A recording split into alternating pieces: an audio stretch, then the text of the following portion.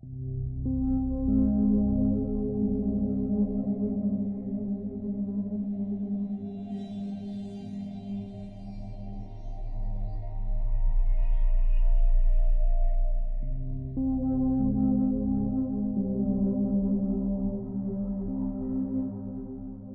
एक तो brain drain इतना पाकिस्तान से हो रहा है, उसका भी मुझे अफसोस होता है, but I am really happy for one of my cousins. He recently move to Canada. दो हम्म। हफ्ते पहले वो आया पीआर पे। He got himself a very good job at a very big engineering company. तो उससे मेरी बात हो रही थी, ऐसी वो आया हुआ था मेरे पास विजिट के लिए। He is looking for a job, मतलब एक और बेहतर जॉब, जिस जॉब पे है उसके बाद भी। तो खैर हम लोग ऐसी बातचीत कर रहे थे, तो my wife took the liberty उसको बताने के लिए कि भाई अभी ये तुम्हारे भाई जो हैं ये बड़ी परेशानी से गुजरे हैं पिछले 1 साल। तो उसने, हाँ हाँ, क्या हुआ मोहसिन भाई? तो वो बैठते बैठते बात निकली। तो अब मैं बहुत सारी चीजें नाम वाम नहीं बताता, लेकिन ये एक हमारे बड़े क्लोज रिलेटिव का किस्सा है, जो कि फर्स्ट हैंड ये मेरे कज़न ने मुझे रिले किया इस हमारी बैठक के अंदर। तो अगर इस कहानी को मैं कैसे सुनाऊँ, किस तरीके से सुनाऊँ कि मुझे बहुत सारी चीज़ें छुपाने की सलाहियत मेरे पास आ जाए। चलो ऐसे बात करते हैं। अब किस्सा है ये, यूनिवर्सिटी रोड, गुलशन इकबाल के एक अपार्टमेंट का, जो कि ब्लॉक 13 सी में, और साल है 1993-94। एक फैमिली, अ, मुख्तसर सी मियाँ-बीवी और उनके 4 बच्चे, खैर मुख्तसर तो नहीं हुई, बड़ी फैमिली हो गई। तो 6 लोग का ये पूरा का पूरा किस्सा है, जो कि ओरिजिनली एक 2 बेडरूम के मुख्तसर से पार्टीशन में रहा करते थे न्यू कराची में। अ, खातून जो थीं, जो कि वालिदा थीं घर की, the women of the family, वो एक स्कूल में टीचर थीं, ऑर्डिनरी सी जॉब थी। अब ये 92, 93, 94 ये जो साल हैं, उस ज़माने में स्कूल टीचर्स की क्या तनख्वाह हुआ करती थी, वो भी सबको पता है। वो भी एक न्यू कराची जैसे इलाके में, जो कि ज़ाहिर-सी बात है, सोशल इकोनॉमिक स्ट्रैटा के हिसाब से कोई बड़ा वेल अ एस्टेब्लिश्ड इलाका या अफ्लुएंट इलाका नहीं समझा जाता। जो साहब थे, वो सदर में किसी कमर्शियल प्रिंटिंग प्रेस के अंदर नौकरी किया करते थे। तो ये बात करने का मकसद ये है कि मीन्स, उनके फाइनेंशियल मीन्स इतने कोई अच्छे नहीं थे कि वो एक अच्छी लाइफ गुज़ार सकते हैं। तो बहरहाल मसाइल उनके चलते रहते थे। हर महीने की 20-25 तारीख को हाथ इतना तंग हो जाता था कि बेसिक घर के खाने के लिए भी बेचारों के पास पैसे नहीं होते। अब अल्लाह अल्लाह करते-करते एक इनके साथ मामला ऐसा हुआ कि जो साहब हैं, उनकी जो कि मतलब हस्बैंड और the man of the house, उनके बच्चे बड़े भी हो रहे थे, खर्चे बड़े होने वाले थे ऑब्वियसली, बच्चियों की शादियाँ थी। 2 बेटियाँ और 2 बेटे हैं इनके। अम, या थे, ये कहा जाए तो ज़्यादा बेहतर होगा। बहरहाल, तो ये इधर-उधर बाहर नौकरी की तलाश करते रहते थे। जो हमारे मुल्क में लोगों का ख़ासा है कि लोग सबसे पहले सोचते हैं कि जी मिडल ईस्ट में कहीं, दुबई में, कुवैत में, कतर में, बहरीन में, ओमान में, मतलब बहुत सारी डेस्टिनेशंस हैं मिडल ईस्ट में, वहाँ पे कहीं हमारा सिलसिला या जॉब का कोई मामला हो जाए। बहरहाल साहब ने अपने किसी बहुत पुराने स्कूल फ्रेंड के थ्रू किया सिलसिला, तो इनकी जॉब लग गई अबू धाबी में। उस ज़माने में 5,000 दिरहम की गालिबन जॉब लगी, जो कि एक अच्छा अमाउंट इनके लिए था कि चलो भई हमारे मामलात बेहतर हो जाएँगे, चीज़ें ठीक हो जाएँगी। तो ये अल्लाह का नाम लेके बाहर नौकरी पे चले गए। अच्छा, ये उस ज़माने की बात है जो मैं 92-93 का किस्सा जिसका ज़िक्र कर रहा हूँ, कि न्यू कराची या नॉर्थ कराची जिसे कहा जाए, वहाँ पे हालात खराब होना शुरू हो गए थे। उसमें किसी तंज़ीम या आपके यहाँ जो एथनिक वायलेंस का एक सिलसिला है ख़ास कराची में, वो था। सबसे बड़ी बेटी इनकी बड़ी हो गई थी, जिसका कराची यूनिवर्सिटी में एडमिशन हो गया था। तो इनका दिमाग ये था कि जी हमें एक तो इस इलाके से अब क्योंकि फाइनेंशियल मीन्स बेहतर हो गए, तो निकलना भी चाहिए और वहाँ जाना चाहिए जहाँ से बच्चों का यूनिवर्सिटी जाना आसान हो। कराची यूनिवर्सिटी ख़ास तौर पे, जो कि एक रेगुलर हब है जहाँ पे लोग लो इनकम स्ट्रैटा के भी अफ़ोर्ड कर सकते हैं हायर एजुकेशन। तो इन्होंने एक अदद फ्लैट बुक कराया और उस फ्लैट को इस हिसाब से बुक कराया कि उसको मिलने में अभी 3 साल बाकी थे। लेकिन इनको तो मूव आउट करना था। बहरहाल इन्होंने ये यूनिवर्सिटी रोड पे, जो मैं ब्लॉक 13 सी की बात कर रहा हूँ, वहाँ पे एक फ्लैट किराए पे लिया, जो कि अच्छा फ्लैट था। 3 बेडरूम्स थे। बहुत ये खुश थे कि जी हम एक इस किस्म के इलाके से निकल के, अच्छा अब क्योंकि तुम खुद भी रह चुके हो, 92, 93 का गुलशन इकबाल आज के गुलशन इकबाल से खासा मुख्तलिफ था। बहुत जी। अच्छा इलाका, साफ-सुथरा, कल्चर्ड और गालिबन बहुत सारे लोग जिनका ताल्लुक कराची से वो ये जानते होंगे कि उसको एजुकेटेड लोगों का हब समझा जाता था गुलशन इकबाल को। I don't know if you remember boards भी लगे हुए करते थे कि the most educated neighbourhood of Karachi something like that. तो बहरहाल ये गुलशन इकबाल में उस फ्लैट के अंदर शिफ्ट हो गए। शिफ्ट हुए, बड़ी बेटी का एडमिशन कराची यूनिवर्सिटी में हो गया। मामलात बड़े अच्छे चल रहे थे, साहब दुबई से हर महीने पैसे भेजा करते थे, इनका सिलसिला चलता रहता था। बहरहाल ये जब उस फ्लैट में शिफ्ट हुए, 4th फ्लोर का फ्लैट था, तो ये न्यू कराची से जिस मोहल्ले से आए थे, वहाँ पे इनकी कम्युनिटी या आपस में मोहल्लेदारी जिसे कहा जाए, जो छोटे इलाकों में घरों में होती है, बहुत ज़्यादा थी। घरों में आना-जाना, मोहल्ले के लोगों से मिलना-जुलना। इन्होंने एक चीज़ ख़ास तौर पे नोट की कि इनके यहाँ पे नेबरहुड में कोई ताल्लुकात नहीं बन पा रहे थे। सामने वाला फ्लैट इनका खाली था, हुँ, ऊपर वाला फ्लैट भी खाली था। नीचे वाले फ्लैट में लोग रहते थे जो मिलना-मिलाना खातिर-ख़्वाह पसंद नहीं करते थे और इनकी कहीं से बातचीत नहीं हो रही थी। खातून जिस स्कूल में हुआ करती थी, उस स्कूल की एक अदद ब्रांच गुलशन में भी थी, इन्होंने रिक्वेस्ट कर-करा के यहाँ पे ट्रांसफ़र करा ली ताकि खैर कुछ अरसे 3-4 महीने गुज़रे, ये बहुत अच्छे इस फ्लैट में गुज़रे। एक खातून ने चीज़ नोट करना शुरू की, वो ये कि अक्सर वो बेशतर इनको अपने तकिए के नीचे से कभी ₹2000 रखे हुए मिल रहे हैं, कभी सुबह को उठें, तकिया बिस्तर सब समेट रही हैं तो ₹5000 निकल रहे हैं। ये सोचा ये करती थी कि गालिबन मैंने खुद रखे पैसे और भूल गई रख के, तो मुझे दोबारा मिल रहे हैं। अब ये किस्सा बहुत रेगुलरली होना शुरू हो गया इनके साथ कि इनको कभी कहीं से पैसे मिल रहे हैं, अपने ही घर के अंदर, किचन में से कभी पैसे मिल रहे हैं, कभी वॉशरूम में से कोई अंगूठी मिल रही है और पता नहीं चल रहा कि ये भई अंगूठी है, ये सोने की कहाँ से आ गई? अब ये अपनी बेटियों पे शक कर रही हैं, तो वो एक घर के अंदर जिसे कहा जाए ग्रेजुअली फ्रिक्शन बढ़ना शुरू हो गई। 6-7 महीने का वक़्त गुज़रा, पूरी परेशानी बढ़ी इनकी, तो इन्होंने जो है ना बड़ी कोई रिलिजियसली ड्रिवन फैमिली नहीं थी बाय द वे ये। ये भी मैं एक्सप्लेन कर दूँ कि जैसे कुछ घराने होते हैं जहाँ पे बड़ा नमाज़ का और दीगर दूसरी इबादत का या पढ़ाई का मामला होता है, इनका ऐसा सिलसिला घर में फैमिली में नहीं। तो इन्होंने अपने बेटे को बोला कि यार जो सबसे छोटा बेटा है, उनको कुरान पढ़ाने आया करते थे इमाम साहब, ठीक है? उनके साथ ज़िक्र किया कि हम जब से इस घर में शिफ्ट हुए हैं, तो ये एक सिलसिला चल रहा है। तो उन्होंने कहा कि वाक़ई आपको यकीन है कि आप खुद रखिए? बूढ़ी कहती कि मुझे शुरू में ऐसा लगता था, लेकिन अब मुझे लग रहा है कि this is more than just that. अब हमें पैसे के अलावा दूसरी चीज़ें भी घर से मिलना शुरू हो गई हुँ, हुँ। हैं। इन्होंने जो वो इमाम साहब थे जो कुरान पढ़ाने आया करते थे, उन्होंने रेफ़र किया कि जी मैं मस्जिद में किसी साहब से बात करता हूँ, वो आपसे आके मुलाकात करेंगे। मैं इस इलाके का हूँ नहीं, मैं तो दूर से आता हूँ कुरान पढ़ाने, तो आप मस्जिद में इमाम से बात करें। इमाम साहब आए, उन्होंने कहा कि जी आप सोम-सलात की पाबंदी करें, कुरान पढ़ा करें। ये वो फ़ैमिली है कि इनके घर में कुरान तक नहीं था। मतलब हुँ, हुँ। अ, डिटैच कहा जाए, मैं उसको कैसे एक्सप्लेन करूँ, बहरहाल इनकी कोई इंक्लिनेशन दीन की तरफ नहीं थी ख़ातिर-ख़्वाह। तो पहली दफ़ा इन्होंने प्रॉपर कुरान लिया, पढ़ना-पढ़ाना शुरू किया, सारे मामलात हुए। तो एकदम से क्या हुआ कि वो चीज़ें मिलना इनको बंद हो गई एंड दे वर कंटेंट कि शायद कुछ था फिनोमेना, कोई एंटिटी थी या कुछ था, जो कि जब से हमने ये प्रैक्टिस करना शुरू की, तो वो चली गई। चलिए किस्सा खत्म हो गया। अब एक पिवटिंग इवेंट इनके घर में हुआ अ, जहाँ से सब चीज़ें ट्रांसपायर हुई। अब ये तकरीबन साल तक का अरसा गुज़र गया, 6 महीने तक ये सब सिलसिला चलता रहा।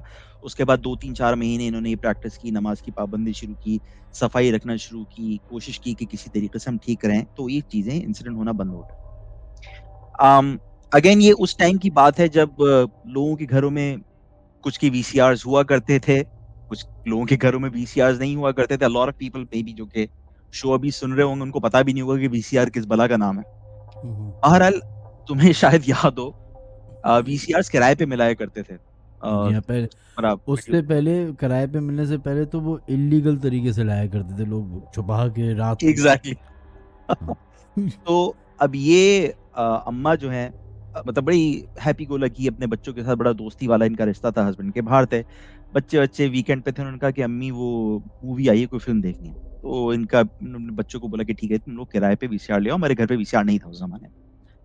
तो ये किराए पे वीसीआर लाया, और जब किराए पे वीसीआर आता था तो उसके साथ 2-3-4 फ़िल्में लाज़मी आया करती थी किराए के ऊपर, कि आप जैसे अब हम ये कहते हैं ना, बर्निंग द नाइट ऑयल, कि पूरी रात बैठ के बस फ़िल्में देख रहे हैं। ये हुँ। उस ज़माने की बिंज वॉचिंग हुआ करती थी, for people who don't know. Um, तो ये वीसीआर लेकर आए, और एक इंडियन कोई मूवी थी, मुझे नहीं पता ये कौन-सी मूवी है, शायद किसी और को पता हो जो कि शो सुन रहा है, या तुम्हें पता हो, उसका नाम है चीख। कोई बहुत ही पुरानी इंडियन हॉरर मूवी है अपैरेंटली।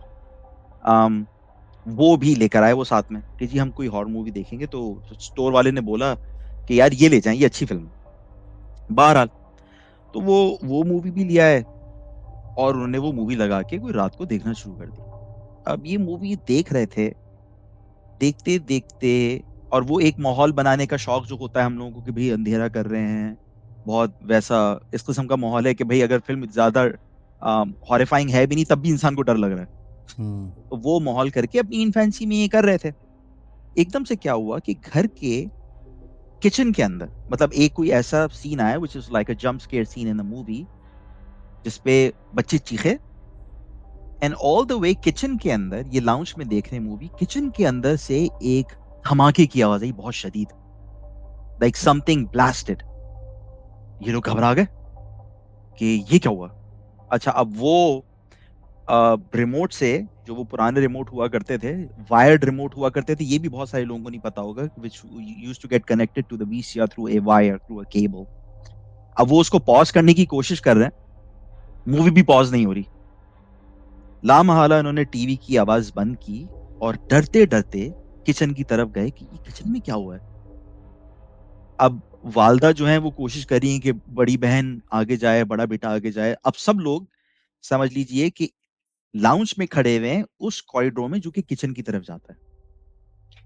मैं फ्लैट का बताना नहीं चाह रहा, शायद फ्लैट बताऊँ तो बहुत सारे लोग पिक्चर कर पाएँगे कि ये किस किस्म का नक्शा है। बहरहाल, हुँ। किचन के बाहर खड़े हुए हैं, किचन में खूब अंधेरा है।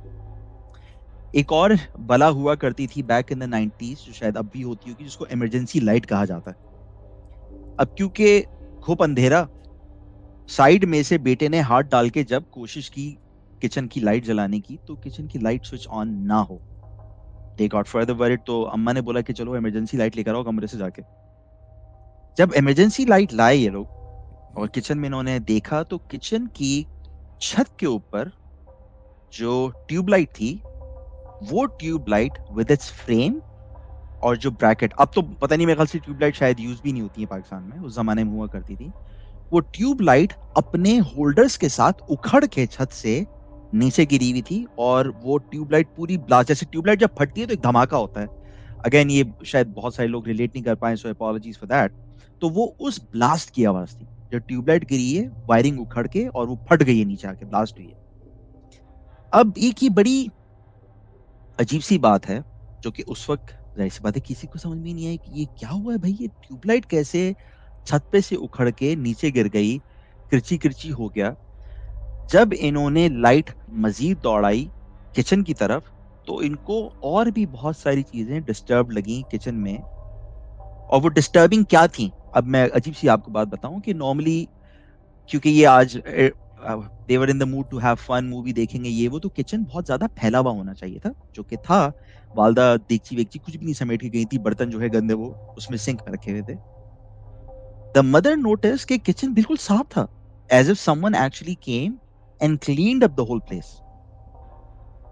तो उनको घबराहट होना शुरू हो गई। घबराहट हुई तो ये लोग घर से बाहर निकले। अब बहुत सारे लोग कहेंगे कि शायद भाई किसी को फ़ोन किया जाए, तो भाई इनके घर में फ़ोन भी नहीं था, और सेल फ़ोन्स उस ज़माने में नहीं हुआ करते थे।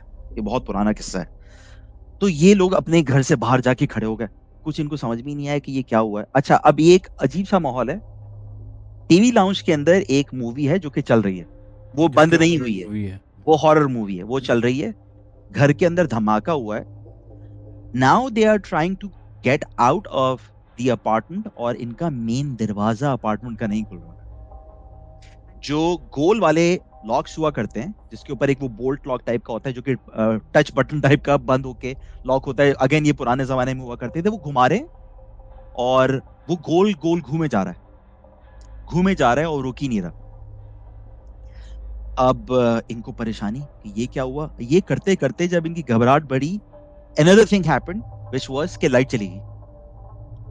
घर में पूरे घुप अंधेरा, ठीक है? अब वो कम से कम जो टीवी लाउंज में हो रहा था, मूवी चल रही थी, वो भी बंद हो गई। इमरजेंसी लाइट कम से कम इनके हाथ में थी। इनको समझ ही नहीं आया कि अरे अब ये क्या हो रहा है? अब अम्मा की घबराहट इतनी बढ़ी, उन्होंने कहा कि गैलरी की तरफ चल रहा हूँ। गैलरी में चल के हम थोड़ा शोर-वोर मचाते हैं, शायद कोई हमारी मदद के लिए आए। इनके घर में लाइट नहीं है, किचन में अभी धमाका हुआ है। ये लोग वहाँ से किचन के सामने से निकले, गैलरी में गए and they were shocked again. पूरे मोहल्ले में लाइट थी, सिर्फ इनके अपार्टमेंट में लाइट नहीं थी। That is another weird thing जो कि उस पिवटिंग नाइट में हुई इनके साथ। रात के तकरीबन 12:30-1 का टाइम हो रहा। इन्होंने गैलरी से ना चिल्लाना शुरू किया मदद के लिए कि कोई मदद के लिए आएगा। इनकी बदकिस्मती ये जो मैंने आपको पहले बताया कि इनके सामने वाले घर में कोई नहीं है, इनके ऊपर वाले घर में कोई नहीं है और नीचे ये तकरीबन इनका 4th फ्लोर का फ्लैट है, जो 3rd फ्लोर पे एक फैमिली रहती थी, उसके बाद 2nd फ्लोर पे कोई नहीं था और 1st फ्लोर पे कोई रहता था। चीख रहे हैं, कोई भी नहीं आया, ले दे के अल्लाह-अल्लाह करते-करते चौकीदार ने कहीं से सुन लिया कि कुछ फ्लैट में हो रहा है, वो चौकीदार आया, उसने दरवाज़ा तोड़ा बाकायदा। ये लोग घर से बाहर निकले तो उसने पूछा, "बाजी क्या हुआ है?" तो उन्होंने कहा, "हमारे घर में लाइट नहीं है बेटा।" तो उसने कहा कि, "आपके घर में लाइट तो है, लाइट का तो कोई मसला ही नहीं है।" तो ख़ैर उसने कहा कि नीचे चल के देखते हैं आपके सर्किट ब्रेकर में कुछ हो गया होगा। आप लोग क्या कर रहे थे? उन्होंने कहा हम तो कुछ भी नहीं कर रहे थे, हम तो फ़िल्म देख रहे थे बैठे हुए। चौकीदार वो नीचे लेके गया, तो नीचे सर्किट बोर्ड में जो इनके अपार्टमेंट का वो आपने नीचे देखा है जहाँ पे पूरा एक बहुत ही डेंजरस सा सर्किट बोर्ड होता है जिसमें सब फ्लैटों के नंबर लिखे होते हैं मीटर के ऊपर और सर्किट बोर्ड पे कि ये इस फ्लैट का है। सो दे सॉ कि जो इनका स्विच है, जिससे बिजली आ रही थी, वो स्विच जला हुआ था पूरा। अब उसने ये अज़्यूम किया कि जी आपके किचन में कोई शॉर्ट सर्किट हुआ होगा, कुछ हुआ होगा और उससे जो है इसको इफ़ेक्ट आया मतलब again trying to build logic where there is no logic just so that you can deny कि ये कोई चीज़ एब्नॉर्मल सी हो रही है। लोग होता है ना कि जब एक इस किस्म के फिनोमेनन से गुज़रते हैं तो रीज़न करना शुरू करते हैं। तो इन्होंने कोई रीज़न बनाना शुरू किया कि नहीं यार वो ये हुआ होगा।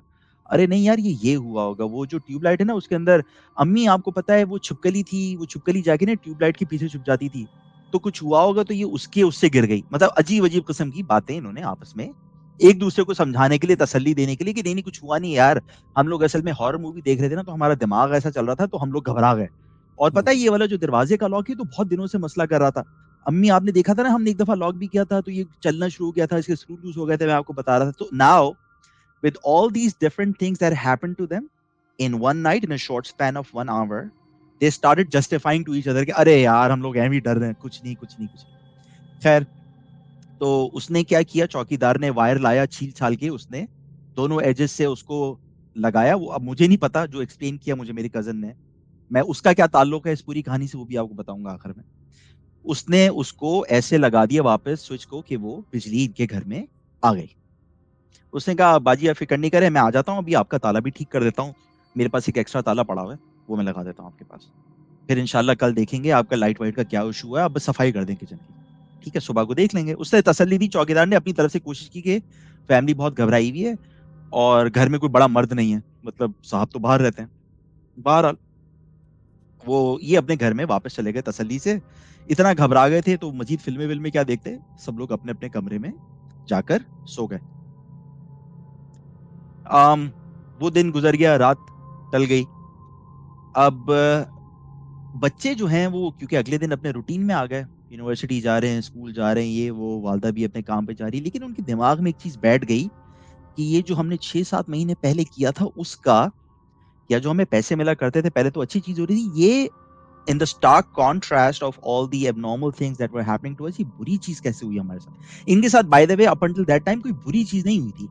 अच्छी चीज़ें हो रही थी जिसकी वज़ह से ये घबरा रहे थे कि ये हो क्या रहा है? लामहल अच्छी चीज़ भी जब होगी, जिसकी कोई एक्सप्लेनेशन नहीं है तो आप अनकंफर्टेबल तो फ़ील करते ही हैं। हुँ, हुँ, एनीवेज़ अम, ये सोचते-सोचते कुछ ऐसा हुआ कि जिसको हम आज जितनी अंडरस्टैंडिंग हमारे पास है, हम उसको ये कहते हैं कि आपको स्लीप पैरालिसिस हो जाता है in certain situation. The lady of the house जो खातून हैं, उनको स्लीप पैरालिसिस होना शुरू हो गया। वो रात को सोया करती थी, आंखें खुलती थी तो उनको ऐसा लगता था कि कोई चीज उनके सीने पे बैठी हुई है, चेस्ट पे, और वो ना हिल पा रही हैं, ना अपने जिस्म को मूव कर पा रही हैं, ना वो बात कर पा रही हैं। अच्छा, इनके घर के डायनामिक्स ऐसे थे कि क्योंकि मैंने आपको बताया कि 3 बेडरूम्स थे, तो एक वालिदा या वालिद, वालिद तो थे नहीं यहाँ पे, बाहर रहा करते थे। वालिदा के पास का कमरा जो एक बेडरूम था वो 2 बहनों ने शेयर किया हुआ था और एक बेडरूम 2 भाइयों ने शेयर किया हुआ था। इस तरीके का इन्होंने सेटअप किया हुआ था। तो जो सबसे छोटा बेटा था, who was still school going, खातून इतनी प्रेशर में आ गई कि उन्होंने फिर अपने बेटे को बोला कि बेटा तुम जो है ना मेरे साथ कमरे में सोया करो, मुझे रात को बहुत घबराहट होती है। वो बच्चे थे, बच्चों को समझ में नहीं आया कि कैसे हैंडल करना है। ये करते इंसिडेंट इतना बढ़ गया कि एक दिन इमरजेंसी में रात को इनकी वालिदा का साँस इतना बुरे तरीके से बंद होना शुरू हो गया कि इनको ईआर ले जाना पड़ गया अपनी वालिदा को। ईआर लेके गए, heart beat was elevated significantly, खातून बात नहीं कर पा रही थी, शी वाज़ हाइपरवेंटिलेटिंग। डॉक्टर्स ने चेक किया ईसीजी वगैरह, कोई भी चीज़ एब्नॉर्मल नहीं थी। Everything was perfectly fine but the lady was in a lot of stress. Doctors ने बोला कि पैनिक अटैक है, कोई मेडिकल कंडीशन नहीं है, पैनिक अटैक है, it could be a psychological issue. आपकी लाइफ में अभी क्या चीज़ें चेंज हुई हैं? तो उसने ऐसी बात-बात करना शुरू की। तो उन्होंने बताया कि जी हम ऐसे-ऐसे था। उनका आपके शौहर कहाँ हैं? उनका मेरे हस्बैंड बाहर रहते हैं। तो उनका कि आप ज़ाहिर-सी बात है मिस करती होंगी अपने शौहर को। कब से बाहर हैं? उनका कि साल हो गया, अभी तक वापस नहीं आए हैं, इंशाल्लाह समर्स में आएँगे, बच्चों की छुट्टियों के टाइम पे। तो इन्होंने कहा आपने अपने शौहर को बताया है कि आपकी ये हेल्थ कंडीशन चल रही है या आपके साथ ये बार-बार एपिसोड्स हो रहे हैं? तो उन्होंने कहा नहीं मैं अपने हस्बैंड को नहीं बताया, मैं उनको परेशान नहीं करना चाह रही, और क्योंकि हम फ़ोन पे जब बात भी करते हैं, अब अगेन ट्राई टू अंडरस्टैंड कि ये मैं बहुत पुराने ज़माने की बात कर रहा हूँ, इन लोगों के घर में फ़ोन नहीं है। तो मैं अपने हस्बैंड से बात भी पीसीओ से जाके करती हूँ और मैं कंफर्टेबल नहीं फ़ील करती कि मैं वहाँ पे इस किस्म की चीज़ उनसे डिस्कस कर सकूँ। अब बहुत सारे लोग अगेन जो कि शो सुन रहे होंगे शायद इस चीज़ को ना रिलेट कर पाएँ कि क्या मतलब यार, पीसीओ एक पब्लिक कॉल ऑफिस हुआ करता था। माज़रत के साथ मुझे अब ये समझाना पड़ रहा है। जहाँ पे लोग जाके कॉल्स बुक किया करते थे इंटरनेशनल जब करनी होती थी, तो वो डायल करते थे, एक बीच में कॉल कनेक्ट करा के आपसे ही बात कराई जाती थी। तो उन्होंने कहा कि नहीं फिर आप एक काम करें, आप अपने हस्बैंड को किसी न किसी तरीके से मैसेज भिजवाएँ कि जी आपके साथ ये एपिसोड्स हो रहे हैं and your husband needs to know. It could be a psychological thing, you might need to see someone. खैर, वालिदा ने क्या किया कि फ़ोन पे तो अब ये पुराने ज़माने के लोगों के अंदर ना झिझक बहुत हुआ करती थी इस किस्म की बात करने की। उन्होंने खत लिखा अपने हस्बैंड को। एक खत लिखा, दूसरा खत लिखा, तीसरा खत लिखा, कोई जवाब नहीं आया। शौहर की तरफ से जवाब ही नहीं आ रहा। इट्स ऑलमोस्ट एज़ इफ कि शौहर इनविजिबल गायब हो गया। शौहर को कॉल कर रही हैं, कॉल बुक करा रही हैं यहाँ से, शौहर के घर पे अबू धाबी में जहाँ वो रहते थे शेयर्ड अकोमोडेशन में 4-5-6 लोगों के साथ, वहाँ पे कॉल अटेंड नहीं हो रही। अब ये एक तो यहाँ एक परेशानी में मुब्तला है, वहाँ से भी परेशानी आना शुरू हो गई। पैसे जो महीने के इनके शौहर भेजा करते थे, वो पैसे हर वक़्त पे, हर महीने जिस टाइम पे आया करते थे हुंडी के ज़रिए। हुंडी भी एक चीज़ का नाम है, जो हुँ, कि वो तो अ, सबको पता होगा, अभी भी होती है। अच्छा चलो अच्छी बात है। मैं असल में I am just trying to avoid taking risk ताकि लोग ये ना समझें कि पता नहीं क्या बातें हो रही हैं। हुँ, अम, हुंडी के ज़रिए पैसे आ जाया करते थे, लेकिन उन साहब का कुछ अता-पता नहीं था जो पैसे भेज रहे थे, और राब्ता तकरीबन अब 3 महीने गुज़र चुके हैं कि राब्ता मुनक़ता है और खातून की हेल्थ की कंडीशन इज़ कंसिस्टेंटली डिटोरिएटिंग। अब एक दिन खातून ज़ाहिर-सी बात है रात को आराम कर रही हैं, इबादत की तरफ भी जा रही हैं, बेटा कमरे में है, नीचे गद्दा लगा के सो रहा है। तो इनकी जो सबसे बड़ी बेटी है, जो कि अलग कमरे में सो रही है, जो कि यूनिवर्सिटी गोइंग है, शी स्टार्टेड स्क्रीमिंग फ्रैंटिकली, पागलों के तरीके से चीख रही है और क्या यell कर रही है, मेरा पैर मत काटो, मेरा पैर मत काटो। अम, एकदम से ये घबरा गई, उठी, अपने बेटे को भी उठाया, भागती हुई गई, तो इनकी बड़ी बेटी आँखें बंद करके ना अपना उल्टा पैर पकड़ के बैठी हुई है। अब ये उसको जगा रहे हैं और वो चीखे जा रही है, मेरा पैर मत काटो, मेरा पैर मत काटो। जब उसको उठाया बड़ी मुश्किलों से, वो जागी, तो उनका तुम क्या हुआ है तुम्हें? कह रही है अम्मी वो मेरा पैर काट रहा है आरी से। कहा, कौन तुम्हारा पैर काट रहा है आरी से? कह रही वो था ना ये सामने बैठा हुआ। इधर जैसे आपका बिस्तर है, बिस्तर का जो एज होता है, जहाँ पे आपका पैर होता है, एक तो हेडरेस्ट होता है, हेडरेस्ट की जो अपोज़िट साइड है, वो वहाँ पे इशारा करिए कि यहाँ पे ये बैठा हुआ था ना आदमी, ये मेरा पैर काट रहा था, आरी लेकर आया था। मेरा पैर पकड़ के ना मुझे जैसे कि यूँ पॉइंट करके ऊपर से हल्का-हल्का रब कर रहा है कि अभी काट रहा हूँ, अभी तुम्हारा पैर काट रहा हूँ। अब ये घबराई हुई तो थीं। इन्होंने अपनी बेटी को बड़ी मुश्किलों से तसल्ली दी कि तुमने बेटा बुरा ख्वाब देखा है, तुम्हारा अभी बस अगले हफ्ते एग्ज़ाम्स होने वाले ना, तुम घबराई हुई हो। अब यार ये वही again trying to find logic where there is no logic कि एक बच्चा एग्ज़ाम की वजह से स्ट्रेस्ड है, उसके एग्ज़ाम होने वाले हैं। उसका इस चीज़ से क्या ताल्लुक है कि उसको कोई चीज़ नज़र आ रही है जो उसका पैर काटने वाली है। इनको अगेन बड़ा ही एक अजीब-सा सोशल एलिमेंट भी है इसमें कि हस्बैंड बाहर है, एक माँ बेचारी 4 बच्चों को इंडिपेंडेंटली हैंडल कर रही है। फैमिली आस-पास नहीं है, नेबर से कोई सपोर्ट नहीं है। अब वो बेचारी खातून के ऊपर स्ट्रेस कंसिस्टेंटली एलिवेट हो रहा है कि यार बच्चे भी परेशान हो रहे हैं, इसका भी मसला चल रहा है, मेरी खुद हेल्थ की condition she started losing weight over time और वेट लूज़ हुए जा रहा है, कोई 15-20 किलो इनका वज़न कम हो गया, हालाँकि इनकी खुराक में कोई तब्दीली नहीं आई, लेकिन there was something on her chest, बहुत स्ट्रेस में रही है। बहरहाल फिर इन्होंने जिसे कहा जाता है कि रूहानी इलाज करवाना शुरू किया, किसी ने इनको मशवरा दिया। 5 महीने गुज़र गए, हस्बैंड से कोई राब्ता नहीं और जब रूहानी इलाज कराना शुरू किया तो उन्होंने बोला कि जी आप डॉक्टर को भी दिखाती हैं, बीच में इनकी तबीयत ऐसे हुई फिर ये दोबारा एक और दफ़ा हॉस्पिटल में एडमिट हुई, तो when she was being asked to obviously change her attire कपड़े चेंज करके जो वो पेशेंट वाला गारमेंट पहना जाता है। तो जब वो पहना इन्होंने, तो जो नर्स थी, उसने कहा, "ये आपकी बैक पर क्या है?" उन्होंने कहा, "क्या है मेरी बैक पर?" तो नर्स ने कहा, "आप बैठें, मैं डॉक्टर को लेकर आती हूँ। आपके हस्बैंड आपको टॉर्चर करते हैं?" तो उन्होंने कहा, "जी, मेरे तो हस्बैंड मेरे साथ रहते ही नहीं हैं।" तो उन्होंने कहा, "नहीं, नहीं, 1 सेकंड मैं डॉक्टर को लेकर आती हूँ।" नर्स बाहर चली गई। इनको समझ ही नहीं आया, वो जैसे इंसान की आदत होती है ना, हाथ पीछे करके अपनी कमर पे लगा के वो हुँ। खातून देख रही कि क्या है ऐसा? ये क्या इसको क्या नज़र आ गया? बहरहाल जब डॉक्टर आई लेडी डॉक्टर, उन्होंने कहा कि मैडम आपको किसी ने टॉर्चर किया है? तो इन्होंने कहा बहन मुझे कोई टॉर्चर नहीं कर रहा, ऐसा कुछ भी नहीं हुआ। तो इन्होंने कहा ये आपकी कमर के ऊपर सिगरेट के निशान कैसे हैं? तो उसने कहा सिगरेट के निशान? तो उन्होंने कहा आपके यहाँ कौन सिगरेट पीता है? कहा मेरे तो कोई सिगरेट नहीं पीता और मेरे शौहर पीते हैं लेकिन वो तो हमारे साथ रहते ही नहीं है। तो उसने कहा आपकी कमर पे 2 दर्जन से ज़्यादा सिगरेट से कमर जलाने के निशान हैं। ये इनकी घबराहट से हालत खराब हो गई कि ये क्या हुआ भई? ये कहाँ से निशान है? अब ये इनको उसी वक़्त एंग्ज़ायटी अटैक शुरू हो गया when she was in the hospital और इनके बेटे इनके साथ हॉस्पिटल में थे बाहर। एंग्ज़ायटी अटैक हुआ एंड शी कोलैप्स्ड। अच्छा खातून जो हैं वो अ, टू अ सर्टेन एक्सटेंट जिसे कहा जाएगा कि कोमा में चली गईं। हॉस्पिटल में रहीं भाइयों ने कुछ कर करा के बहनों को इन्फॉर्म किया कि जी अम्मी की कंडीशन खराब है। तुम जो है ना चचा को कॉल करो, चचा को बोलो कि किसी तरीके से अब्बू से राब्ता करें। अब्बू को बोले कि आ जाए, अम्मी की कंडीशन बहुत खराब है।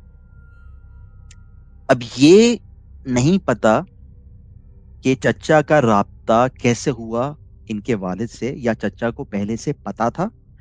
क्या किस्सा था? चचा जो हैं वो अपनी बेगम को लेकर अस्पताल आ गए मिलने के लिए, ठीक है? जब अस्पताल आए मिलने के लिए और खातून की कंडीशन थोड़ी-सी इम्प्रूव हुई, वो कोमा से बाहर आईं और डॉक्टर्स ने बात की कि जी आपकी रिश्तेदारी है, हम बच्चों से बहुत सारी बातें नहीं कर सकते, कुछ खातून के साथ हुआ है, शी हैज़ बीन टॉर्चर्ड, इनकी हिस्ट्री भी है, सारे मामलात हैं। तो चचा ने बोला कि तू अकेली रहती है, मेरा भाई तो बाहर रहता है और मेरा भाई तो मेरे ख़्याल से अब आएगा भी नहीं। तो उन्होंने कहा, "क्या मतलब? आपका भाई क्यों नहीं आएगा?" वो कह रहे हैं, "असल में भैया ने तो वहाँ दूसरी शादी कर ली है, तो वो तो सिर्फ़ बच्चों के लिए भेजते हैं और ये फ्रिक्शन अवॉइड करने के लिए भाभी को बता नहीं रहे हैं, हमें पता है भैया ने दूसरी शादी कर ली।" उसने कहा, "अरे! ये तो मतलब किस्सा ही कुछ और है, मतलब इनके घर में किसी को नहीं पता है कि अब्बा एक और फैमिली चला रहे हैं अबू धाबी में?" तो उन्होंने कहा, "वो मुझे नहीं पता, अलबत्ता ये अब सिलसिला ऐसा हो गया है, तो हमें तो पता चल गया था, लेकिन हमने ज़ाहिर-सी बात है भाभी से छुपाया और ना बच्चों को बताया।" तो क्या देखेंगे, अब ये ट्रिकी सिचुएशन है, आपको या तो आप अपने भाई को बताएं कि जी यहाँ पे ऑब्लिगेशंस हैं आपकी, ये लामाल आपकी बीवी है, आपके बच्चे हैं, कोई तो आके देखेगा ये जो इनकी कंडीशन है इसको, तो ये बच्चों को नहीं हैंडल कर सकती, ना ही बच्चे इनको हैंडल कर सकते, इनकी सबसे बड़ी बेटी अभी यूनिवर्सिटी के पहले साल में। तो ये सारा सिलसिला रहा, ये इसी के अंदर ये सोचते रहे कि भाभी को कैसे इन्फॉर्म करें, भाभी को कैसे इन्फॉर्म करें। She had a terminal cardiac arrest in the hospital and died. खातून का इंतकाल हो गया, और गुस्ल के टाइम पे पता चला कि वो जो इनकी कमर के ऊपर बर्न्स थे, उसी किस्म के बर्न्स उनकी थाइस के ऊपर, उनके पैरों के ऊपर, जो कि आज तक किसी को नहीं पता कि वो सिगरेट बर्न्स आए कहां से। बहरहाल जब इंतकाल हो गया खातून का, जो कि आज तक नहीं पता कि ये मतलब कोई लॉजिक नहीं थी, she and this is the lady that we are talking about died in her early 40s। और उनको जब तक उनकी जब जब जब डेथ हुई तो उनको उस वक्त तक पता चल गया था कि हस्बैंड ने दूसरी शादी कर ली है? नहीं, वो नहीं। बगैर जाने भी इंतकाल हो गया, उन तक उनको तो बताने की किसी की हिम्मत ही नहीं हुई कि हम्म। भैया 5 महीने से गायब किधर है। बहरहाल लामाला फिर चचा ने उनकी जो सबसे बड़ी बेटी थी उसको इन्फॉर्म किया कि बेटा ये सिलसिला है, और मैंने भैया को बता दिया है, वो आएंगे। जरी सी बात है, जनाजे वनाजे के लिए। तो बेटी इतनी फ्रस्ट्रेटेड थी, उसने कहा कि पापा को बोले अब आने की जरूरत नहीं। अब अब वो बेटी जो है, she is carrying the burden of truth. वो अकेली लड़की जो सबसे बड़ी है घर की, उसको पता है कि क्या हुआ है और ये हमारी फैमिली कोलैप्स कैसे कर रही है। They are still in that house, और वो जो घर उन्होंने एक और लिया है, अभी आप अगर सब लोगों को याद हो कि प्री कंस्ट्रक्टेड जो मतलब बुक कराया हुआ था अपार्टमेंट, उसकी इंस्टॉलमेंट भी जा रही है अपनी जगह पे। जो बड़ी बहन है उसने स्ट्रेस लेना शुरू किया, सारे मामलात हुए, जनाजा वनाजा हो गया, वालिद आए उनके, और किसी ने लिफ्ट नहीं कराई, बच्चों से बड़ा उन्होंने राब्ता करने की कोशिश की, एक्सप्लेन करने की सिचुएशन। जो छोटे बेटे थे दोनों, वो क्लोज रहे, बातचीत रही, लेकिन बेटियों ने अपने अब्बा से कंप्लीटली डिस्कनेक्ट कर लिया। खैर, अब्बा ने कम से कम एक चीज कमिटमेंट पूरी की कि वो पैसे कंटिन्यूसली भेजते रहे कि तुम लोगों का सारा सिलसिला चलता रहे। लेकिन अब ये 4 बच्चे हैं टेक्निकली, सबसे बड़ी बहन यूनिवर्सिटी में, उससे दोनों छोटे भाई फर्स्ट ईयर और सेकंड ईयर में, और फिर सबसे छोटी बहन, सॉरी, 2 बच्चे यानी एक बहन और एक भाई first year second year college में, और फिर सबसे छोटा वाला स्कूल में। अब आप सोचिए कि कैसे हैंडल करेंगे, इनकी फैमिली नहीं है। तो चचा ने और चच्ची ने ऑफर की कि यार मैं आके रह लेता हूँ। तो बहन ने खुद से जिम्मेदारी ली कि नहीं, आप फिक्र नहीं करें, मैं अम्मी की तरह, बात मुझे अम्मी बहुत सिखा के गई है, मैं हैंडल कर लूंगी। अब ये फ्रिक्शन चल ही रही थी घर के अंदर। And one fine day, this is 2 months after the the mother sad died. Demise of the mother, के सुबह के टाइम पे ये सब लोग बच्चे उठते थे, यूनिवर्सिटी जा रहे हैं, कॉलेज जा रहे हैं, स्कूल जा रहे हैं, गाड़ी वाड़ी कोई थी नहीं। और ये जिस इलाके की मैं 13C की बात कर रहा हूँ, ये फेमस था क्योंकि पब्लिक ट्रांसपोर्टेशन बड़ी आसानी से मिल जाती थी, आप घर से निकले, फ्लैट से निकले और सामने बस मिलती थी। तो जब दोनों भाई उठे अपने कमरे में, उनको चीखों की आवाज आई। जब वो बहन के कमरे में पहुंचे तो बड़ी बहन जो है उसने अपने आप को टांग लिया पंखे से, so she committed suicide. The same sister who took responsibility of the 3 kids। कुछ समझ नहीं आया। अब ये उस घर में रहते हुए, वालदा चली गई, बहन भी चली गई। ये वही बहन है जो कंप्लेन करी थी कि मेरा पैर काट रहा है, एंड वही पैर जिसकी वो कंप्लेन कर रही थी आज से कई महीने पहले जब उनकी वालदा हयात थी, it was blue as if someone had whipped it. Whip आप समझते हैं, जैसे हंटर से मारा जाता है किसी चीज को, उसका पूरा उल्टा पैर ब्रूस था, नीला। अगेन, अब ये तो मिस्टीरियस सर्कमस्टांसेस हो गए, बच्चे पैनिक में, कुछ समझ नहीं आए। अब ये छोटे बच्चे हम यार, फर्स्ट ईयर सेकंड ईयर के बच्चों की बात कर रहे हैं जिन्होंने अभी 3 महीने पहले अपनी माँ को लूज किया है, बाप उनका आउट ऑफ पिक्चर है, एक चचा है। ले दे के क्या करते, चचा को कॉल की, चचा चाची आए, उन्होंने बॉडी को उतारा, उन्होंने कहा कि यार कुछ कर कर आके, ये हम पुलिस केस बन जाएगा सुसाइड का, सुसाइड नहीं डिक्लेयर करते। बहरहाल फिर जो है, चचा ने जब पहले भी जब जनाजे का सारा मामला चल रहा था, तो इनके कुछ पड़ोस अड़ोस के जो लोग थे फ्लैट में, उन्होंने मुलाकात करना शुरू की। तो उन्होंने चचा को बताया कि देखें, ये जो अपार्टमेंट है इसकी तो हिस्ट्री बहुत ख़राब है, हम तो इस अपार्टमेंट से बहुत दूर रहते हैं जी, इसमें कोई नहीं बसा आज तक सही से। उन्होंने कहा, "क्या मतलब यार, आप क्या बातें कर रहे हैं? ये तो कोई बात ही नहीं।" उन्होंने कहा, "देखें, इससे पहले भी इस अपार्टमेंट के अंदर ये चौथी सुसाइड है। अच्छा, मैं तुम्हें सेपरेटली भेज भी दूँगा कि ये फ्लैट नंबर क्या है और ये अपार्टमेंट कौन-सा है। हुँ। उसकी आज तक कम से कम जो मुझे अभी पता लगा है, आज तक यही नोटोरियस हिस्ट्री है, मेरे ख्याल से वो अपार्टमेंट आज भी खाली है।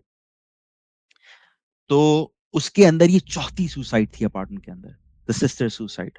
और अगर टोटल डेथ देखी जाए other than suicide, this was the 9th death in that house. 9वीं मौत थी उस घर के अंदर।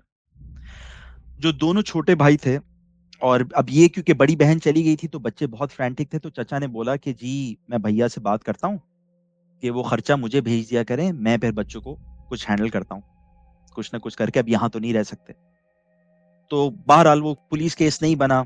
हालाँकि बहुत लोगों ने इंसिस्ट किया कि भई चेक करो इस लड़की के साथ क्या हुआ है, इसको किसने मारा है, क्योंकि her body was bruised as well just like her mother's. उन्होंने वो अल्लाह-अल्लाह करके फ्लैट छोड़ा। लेकिन अम, जो वो छोटी वाली बहन थी इनसे छोटी, वो भी बेचारी, हालाँकि ये फ्लैट उन्होंने छोड़ दिया, लेकिन वो अपैरेंटली बिकॉज़ ऑफ ट्रॉमा, जो जिस ट्रॉमा से गुज़री, माँ की कंडीशन, बाप की कंडीशन सारी, फिर बहन का सुसाइड कर लेना उसके सामने। जस्ट इमेजिन कि एक छोटी बच्ची आँखें खोले और एक सामने डेड बॉडी पंखे से लटकी हुई है। How traumatising it would be for a girl who was going to first year, मतलब अभी ताज़ा-ताज़ा मैट्रिक किया हुआ लड़की ने। वो भी बेचारी मेंटल ट्रॉमा में इतनी रही कि she started presenting a, split personality disorder, कि वो सेक्लूड कर लिया उसने अपने आप को। वो बेचारी आज तक उसकी लाइफ स्टेबल नहीं हो सकी। अम, जो इनके सबसे बड़ा भाई था, उसको उसके अब्बा ने दु अबू धाबी बुला लिया, तो उसकी लाइफ थोड़ी-सी स्टेबल हो गई। और ये जो छोटा वाला भाई था, ये है जो कि अब इमिग्रेट करके यहाँ कनाडा आया है। इसने मुझे ये सारा का सारा अपनी फैमिली का बहुत सालों बाद पूरा का पूरा किस्सा सुनाया कि अम्मी, अब्बू और बाजी के साथ एक्चुअली हुआ क्या था।